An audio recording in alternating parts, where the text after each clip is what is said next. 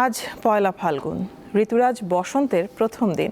প্রকৃতিতে এখন নবপ্রাণের স্পন্দন। একই সঙ্গে বিশ্ব ভালোবাসা দিবসও আজ। ফলে উৎসবপ্রিয় বাঙালির কাছে দিনটির গুরুত্ব অনেক গুণ বেড়ে গেছে।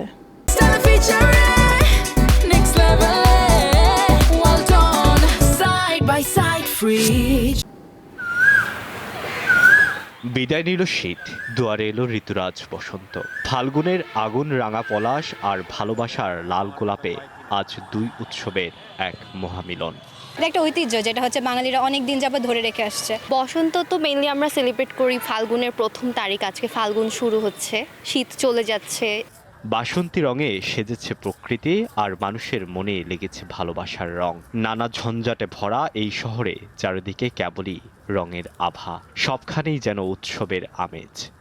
গাঁদা ফুলের গন্ধ, স্পেশালি গাঁদার সাথে মিশিয়েই তো আমরা শাড়ির কালারটা ওভাবে ঠিক করে ওভাবে আসি। এই সময় প্রকৃতি আসলে অন্যরকম ভাবে একটা রূপ ধারণ করে, বা ফুলে ফুলে চারিদিকে ভরে যায়। তো এই জন্যই মানুষ হচ্ছে বসন্তটা, কোকিলের ডাক, সবকিছু মিলায়ে বসন্ত একটা প্রকৃতি একটা অন্যরকম রূপে সাজে। পয়লা বৈশাখের থেকেও বসন্তটাকে বেশি পছন্দ করি, কারণ খুবই কালারফুল থাকে এবং আশপাশে যে নতুন একটা সিজন চেঞ্জ হচ্ছে এটা খুব ভালো মতো বোঝা যায়। বসন্ত সিজনটাও খুব ভালো।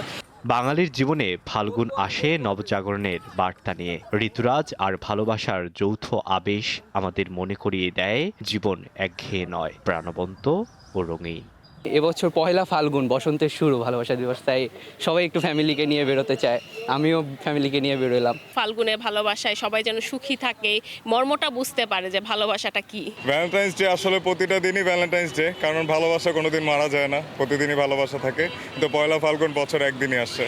ফাল্গুনের আগমনের দিনে রাজধানীর অলিগলি ও পার্কগুলোতে জমে ওঠা ফুলের দোকানগুলো দিচ্ছে ভালোবাসার বার্তা। যেন প্রিয়তমার খোপায় একগুচ্ছ গোলাপ গুজে দিতে আজ আর নেই কোনো বাধা। প্রকৃতি ফিরেছে তার রাজকীয় রূপে, ঋতুরাজ বসন্তের হাত ধরে, আর ভালোবাসা দিল তার পূর্ণতা। দুই উৎসবের মিলনে মুছে যাক সব মলিনতা, সম্পর্কগুলো হয়ে উঠুক প্রাণবন্ত। আলোয়ান খান, দীপ্ত সংবাদ, ঢাকা।